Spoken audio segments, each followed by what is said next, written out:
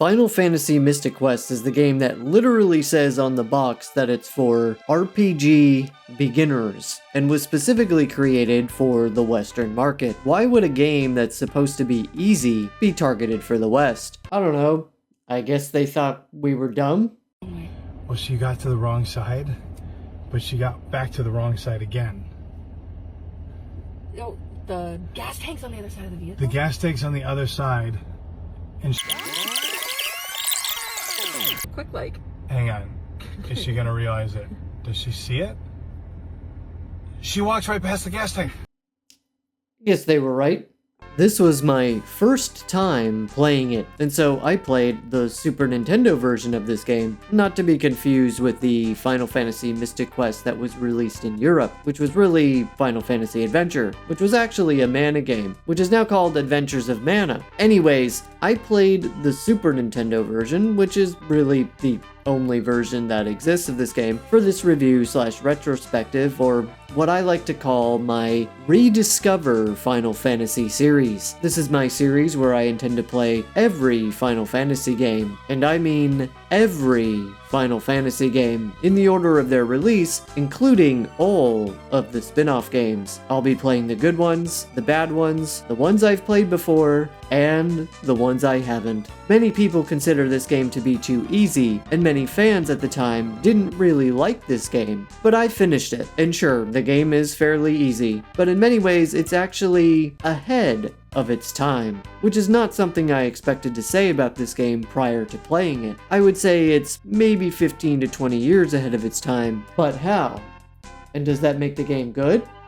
Well, that's what we're here to talk about.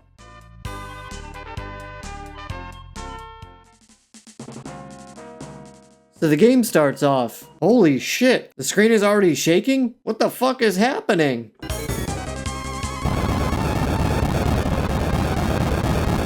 Oh, his village was destroyed? Where was his village though? This game probably has the most abrupt opening I think I've ever witnessed in a video game. And the first line of dialogue is literally, "My village is gone," just to put it into perspective. And really, the story in this game is about as bare bones as the main character's village.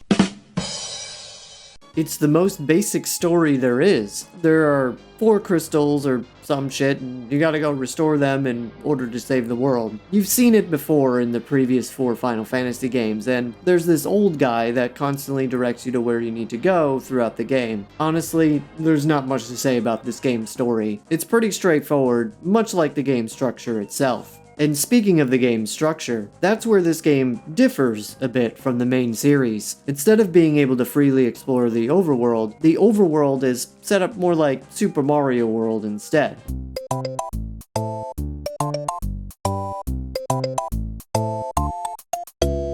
You're given arrows, and pressing the corresponding direction on the D-pad will cause the character to move in a predetermined path towards the next destination. Except the paths aren't actually drawn, which is kinda weird.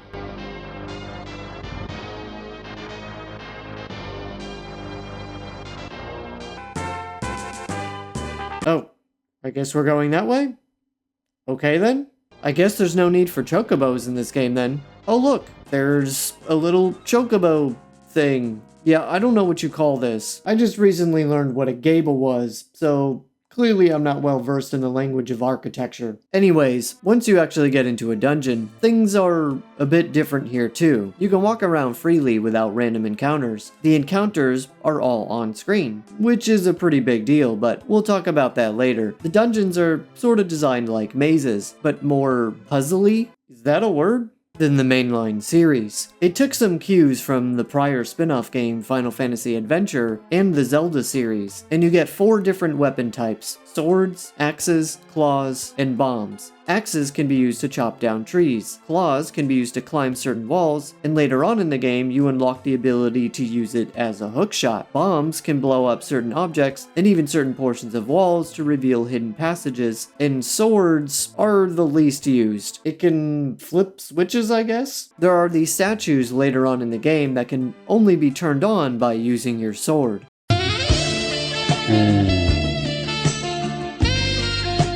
But that's not all you have at your arsenal. You can also jump. You can do this to cross gaps over objects like chests and even NPCs. But the weapons aren't just used to navigate dungeons, they're also used in combat.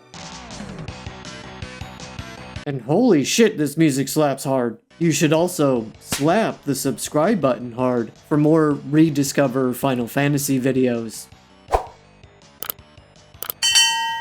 What is combat like in Mystic Quest? Well, you just bomb the hell out of everything and win.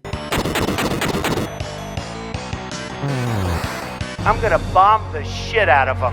I mean, it's not entirely untrue. Bombs, until the end of the game, are like the most powerful weapon you have. Anyways, the game is obviously turn-based, and unlike all the other Final Fantasies before it, there are only 2 party members that you get to control. Or well, only 1 until you realize that you can select this control button to control the other party member. You're gonna need to do this as they're going to waste many of their precious turns to use up all of your healing items. They sorta took a chapter out of Final Fantasy II's book in that they keep giving you these guest party members that join you throughout your adventure that you don't have full control over, even if you select to control them. You can command them however you like, but the only character that gains EXP, learns new spells and equipment, is the main character. The guest party members' level, spells, and equipment is predetermined. The combat requires a bit of strategic thought, creating incentives for the player to exploit enemies' weakness, often by using the right weapon, which you can conveniently cycle through using the L and R buttons on the Super Nintendo controller, taking advantage of this new feature that the Super Nintendo offered at the time. And the game even tells you when you exploit an enemy's weakness, which is convenient. And that's really at the heart of what makes Final Fantasy Mystic Quest, is convenience. At the time, this is what they considered making the game more easy, making it appealing to beginners. But little did these developers know that what they were actually doing was many of the game's features are designed to make the game more accessible and convenient, which has now become the standard in every video game. The game even offers a good amount of settings options to customize things like text speed, the window color, and the game even gives you an option to turn off these health meters in favor of showing the actual numbers on screen. These all seem like normal, standard options for a video game in the year 2024, but trust me, almost no games in 1992 were offering these kinds of options. The game even allows you to save anywhere you want. Almost all RPGs during this time restricted your ability to save only at save points. It's still not as convenient as auto-saving, but it's still closer to what modern video games do. And one of the most convenient features are on-screen encounters. Almost all RPGs at this time had random encounters. This was probably one of the first games to feature on-screen enemies, and nowadays we expect this, as random encounters can get annoying, especially if you offer puzzles in your dungeons. There's nothing like trying to go back and forth scoping out the area, trying to discern how to overcome a puzzle, only to be distracted and have to fight a bunch of enemies and then forget what puzzle you were even trying to solve. This feature also creates that checkbox feeling. The game doesn't literally tell you to kill all of the enemies, but since there's a set amount of them in each dungeon, you will likely feel that you've got to kill them all. Not to mention, the sections of the overworld that literally set up a checkbox condition for fighting 10 battles. And even more convenient is that the enemies don't respawn across different screens. They only respawn after you've completed the entire dungeon. And thank God, because there are lots of enemies in this game. But the most convenient feature is something that you might think Final Fantasy XIII invented in the series. But Final Fantasy Mystic Quest was actually the first game in the series to do this, and that's the ability to retry battles after dying. This was something that, at the time, people thought was the main thing that made this game too easy, and to some extent, they were right. But also, this game needed this feature. Because you only have 2 party members, it becomes real easy for your entire party to get inflicted with status ailments, preventing you from being able to do anything to control the situation. And if the enemies keep inflicting status ailments and keep pounding you, then eventually you just, well, die. without even being able to command either of your characters. Kind of unfair. And it's the most unfair when they inflict stone. If both of your characters get inflicted with petrification, then it's an immediate game over. But thankfully, these unlucky events didn't bother me so much while playing because they employed modern techniques, like being able to immediately retry the fight.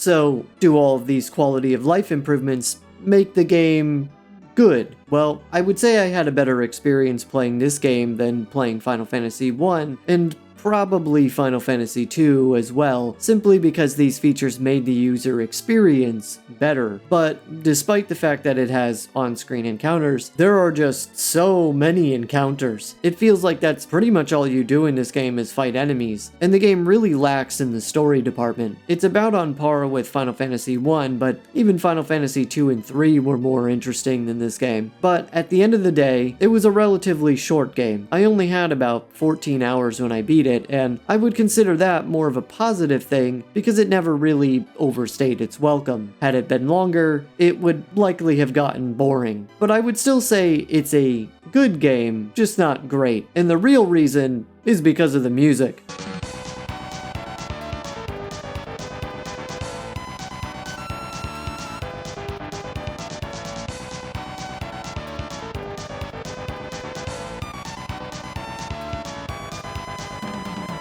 So join me next time with the next main entry, Final Fantasy V. But in the meantime, you should check out my Rediscover Final Fantasy IV video right here.